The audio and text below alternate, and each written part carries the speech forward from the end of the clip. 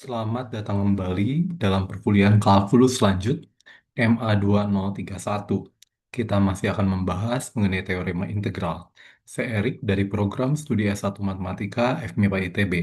Pada kesempatan kali ini kita akan membahas bagian terakhir dari teorema integral, yaitu mengenai sifat tidak bergantung lintasan pada ruang. Mari kita mulai. Saya ingatkan kembali eh, sifat tidak bergantung lintasan di bidang yang tentunya menggunakan teorema Green. Misalkan F adalah medan vektor kontinu yang didefinisikan pada daerah D, misalkan pula daerah D terhubung dan X0, Y0, dan X1, Y1 dua titik di D, maka integral ini, integral garis ini, F dot TDS, ini tidak bergantung lintasan yang dipakai jika dan hanya jika ada fungsi potensial V dengan do V do X sama dengan P dan do V do Y sama dengan Q. Oke ya. Jadi kita memperumum ini dengan menggunakan eh, teorema Stokes, yaitu kalau misalkan sekarang saya punya medan vektor F di R3 yang kontinu yang didefinisikan pada himpunan W, misalkan pula himpunan W-nya terhubung dan X0, Y0, Z0, X1, Y1, Z1 dua titik di W, maka integral garis ini tidak bergantung lintasan, yaitu ya. Jika dan hanya jika ada fungsi potensial V sehingga do V do X sama dengan P, do V do Y sama dengan Q, dan do V do Z sama dengan R. Untuk arah untuk arah ke kanan ke kiri itu jelas, untuk arah kiri ke kanan ada fungsi potensialnya kita menggunakan eh di sini kita masih belum menggunakan teorema Stokes atau teorema Green ya. Ini hanya menggunakan karena dia bergantung lintasan, nanti kita bisa mencari eh, lintasan garis saja gitu ya untuk membuktikan eksistensi dari fungsi potensialnya.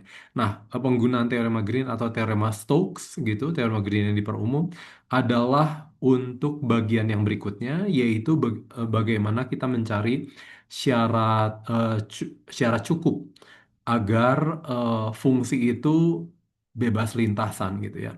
Misalkan F P Q R medan vektor yang komponennya, nah kalau yang tadi cukup kontinu, sekarang komponennya yaitu komponen dari F P Q R-nya harus mempunyai turunan parsial yang kontinu. Kenapa? Karena nanti kita akan berhubungan dengan teorema Stokes yang melibatkan turunan parsial. Jika integral berikut tidak bergantung lintasan, maka nabla cross F-nya sama dengan 0 pada setiap titik di W, yaitu do R do Y sama dengan do Q do Z sama dengan do P do Z sama dengan do R do X, dan do Q do X sama dengan do P do Y gitu ya. Jika W adalah daerah sederhana dan nabla cross F-nya sebenarnya 0, maka ada fungsi V sehingga F itu sama dengan nabla V gitu ya. Ini persis sama seperti yang sebelumnya. Kalau dia tidak bergantung lintasan, maka nabla cross F-nya sebenarnya 0. Tentu saja ini em, menggunakan teorema Stokes ya. Oke. Dengan cara yang sama, kebalikannya, kalau W di sini daerah sederhana, sebenarnya secara umum W itu tidak harus daerah sederhana ya. Saya bisa memperumum itu karena topologi dari daerahnya. W itu boleh daerah dengan mempunyai sejumlah berhingga singularitas gitu ya. Jadi do F, F-nya turunan parsialnya bisa dia tidak kontinu di sejumlah berhingga titik masih oke. Karena wah itu cantik sekali ya karena topologinya nanti di topologi di R3-nya ya bagus sekali. Karena kita pada akhirnya menggunakan teorema Stokes yang menghubungkan sesuatu yang berdimensi dua gitu ya di dimensi tiga. Ya oke. Nah, ini contoh penggunaan curl-nya. Contoh penggunaan curl-nya tentukan apakah ada fungsi V sehingga medan vektor F itu sama dengan nabla V gitu ya. Ini ada contoh satu, contoh dua. Kita coba lihat ya. Yang pertama, untuk melihat apakah ada F, ya cukup saya lihat apakah nabla cross F-nya sebenarnya 0. Kalau tidak 0, pasti tidak ada. Ya, berdasarkan apa?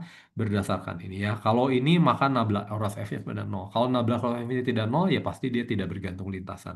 Kalau dia tidak bergantung lintasan, ya tidak ada fungsi V. Ya, oke. Misalkan F1 adalah ini, F2 adalah ini, F3 adalah ini, maka do F1-nya dengan minus satu, do F2 sama dengan 2Y, maka do F2 X tidak sama dengan do F1 do Y. Gitu ya. Maka tidak ada karena tentu saja ini adalah komponen ketiga ya, komponen ketiga. Maka tidak ada V sehingga gradien V-nya itu sebenarnya medan vektor F. Gitu ya. Kebalikannya, misalkan saya punya F1-nya itu 2xe pangkat minus Y, gitu ya. Ini F2, F3-nya sama seperti yang di soal. Lalu saya punya nabla cross F-nya, begitu saya hitung hasilnya adalah 0,0,0 gitu ya. Hasilnya adalah 0,0,0. Karena bintang dan komponen F-nya itu turunan parsialnya kontinu di mana-mana, maka pada akhirnya ada V, sehingga F-nya dengan nabla V, gitu ya. Oke, ini berarti haruslah Dovido X X Y Z sama dengan ini, Dovido Y X Y Z sama dengan ini, dan Dovido Z sama dengan ini. Untuk caranya, kita pertama kali lihat yang persamaan bintang. Dari persamaan bintang, saya integralkan terhadap X, sehingga ini jangan lupa nanti ada konstanta pengintegralan yang bergantung Y dan Z secara umum. Oke ya, dan konstanta ini masuk ke fungsi psi ini. Lalu saya turunkan terhadap Y, yang kiri saya turunkan terhadap Y, yang kanan juga saya turunkan terhadap Y, nanti ada turunan V psi terhadap Y. Oke ya. Kalau saya substitusi ini dari double bintang, saya substitusi ke sini, maka saya punya cos Z dikurangi X kuadrat E pangkat minus Y sama dengan ini ditambah dengan do V ini. Akibatnya do psi, do Y-nya itu adalah cos Z. Oke ya. Lalu yang saya lakukan adalah apa? Saya integralkan terhadap Y, maka dia adalah Y cos Z, tapi jangan lupa bisa ada konstanta pengintegralan fungsi dari Z, karena turunnya terhadap Z harus sama dengan 0 ya, ini kan menjadi sama dengan 0. Oke ya. Jadi sekarang saya punya Vx YZ itu adalah apa? Itu adalah min X kuadrat X kuadrat E pangkat minus Y ditambah dengan psi. Psinya itu Y cos Z ditambah eta Z.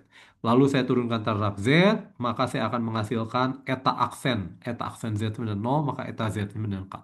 Sehingga nanti fungsi V yang saya cari adalah X kuadrat E pangkat minus Y ditambah Y cos Z ditambah suatu konstanta K. Oke ya.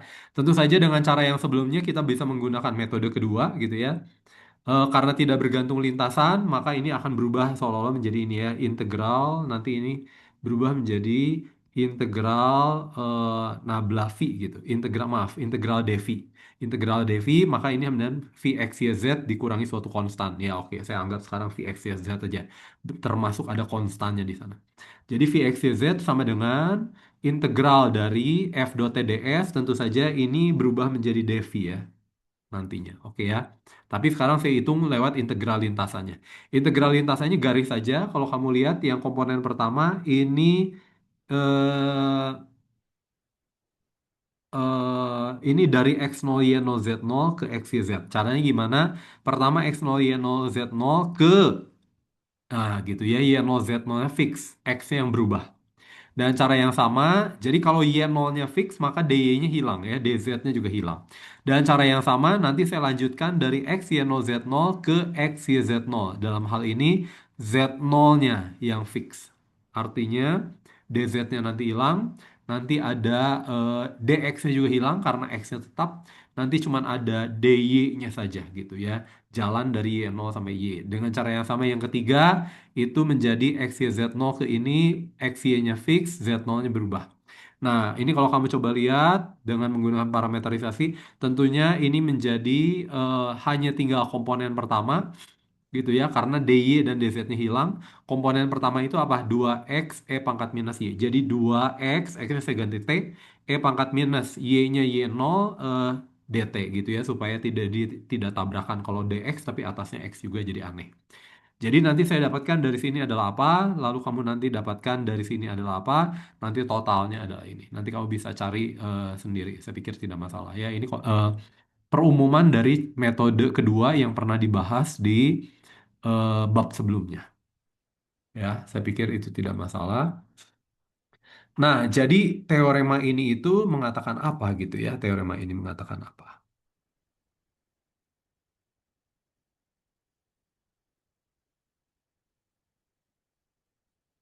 Nah, Saya kopikan di sini. Nah, ini kira-kira mau bicara tentang gitu ya. Nabla, maaf. Nabla cross dari nabla V, nah itu sama dengan nol gitu ya. Jadi kalau nabla dari F-nya, nabla dari F-nya yang adalah sama dengan nol, maka ada V gitu ya. Maka ada V sehingga, nah pertanyaannya yang berikutnya adalah persis sama. Kita sudah tahu eh, nabla dot nabla eh, cross F ini sama dengan nol. Kalau ini nolnya vektor, ini nolnya nol beneran gitu ya teman-teman ya. Kita sudah tahu ini. Pertanyaannya, kalau sekarang saya punya nabla dot G, divergensi dari G-nya sudah nol, pertanyaannya apakah ada medan vektor F sehingga nabla cross F-nya sebenarnya G? Gitu ya.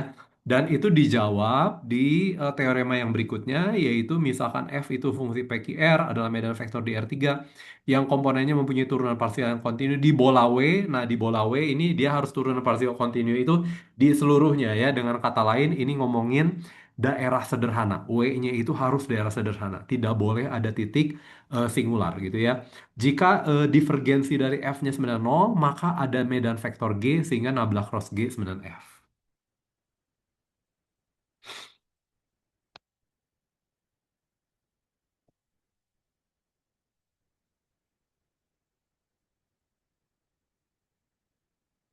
Tentunya arah ke kanan itu sudah jelas. Arah ke kanan itu jelas ya. Arah ke kanan itu jelas. Kalau ada ini, maka nabla cross G ini F, maka nabla dot ini yang adalah F, ini jelas sama dengan nol ya, karena nabla cross G, kalau ada G-nya maka sama dengan nol. Pertanyaannya, kebalikannya apakah selalu berlaku? Gitu ya. Kebalikannya nanti ternyata hanya selalu berlaku, selalu berlaku, tapi hanya pada daerah sederhana saja. Kalau daerah tidak sederhana tidak berlaku ya. Jadi ini ketika bola nanti bisa saya konstruksi ya, ada medan bisa saya konstruksi ada medan vektor gitu ya pada bolanya. Oke. Saya pikir itu saja gitu ya. Ini adalah bagian terakhir dari kalkulus multivariabel. Eh, Tentu saja kalau kamu tertarik banyak bisa kemana-mana gitu ya. Mungkin yang paling dekat kamu bisa ke geometri diferensial gitu ya, atau studi tentang persamaan diferensial parsial gitu menurut saya akan menjadi langkah yang baik setelah ini gitu ya. Saya pikir itu saja ya. Terima kasih.